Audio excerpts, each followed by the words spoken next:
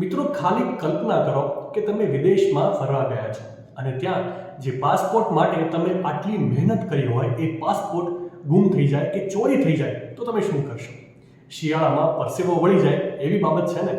ન કરે નારાયણ, તમારી સાથે જો આવું થાય છે તો તમારે સૌથી પહેલાં જ્યાં તમે ફરવા ગયા હો ત્યાં નજીકના પોલીસ સ્ટેશનમાં પાસપોર્ટ ખોવાયાની ફરિયાદ નોંધાવવી જોઈએ. જે બાદ પોલીસ તમને ફરિયાદની નકલ પ્રદાન કરશે. આ નકલ પ્રાપ્ત કર્યા પછી તમારે ભારતીય દૂતાવાસ અથવા હાઈ કમિશનમાં જવું પડશે, કેમ કે આ એકમાત્ર ઓથોરિટી છે જે તમને ભારત પાછા ફરવામાં મદદ કરી શકે છે. જો તમારે ઝડપથી ઘરે પાછા ફરવાની જરૂર હોય ત્યારે દૂતાવાસ ઇમરજન્સી સર્ટિફિકેટ આપી શકે છે. આ એક વખતનો ટ્રાવેલ ડોક્યુમેન્ટ છે જે તમને ભારત પાછા ફરવાની મંજૂરી આપે છે. અને જો તમે વિદેશમાં મુસાફરી ચાલુ રાખવા માંગો છો તો દૂતાવાસ તમને નવો કામચલાઉ પાસપોર્ટ પણ આપી શકે છે.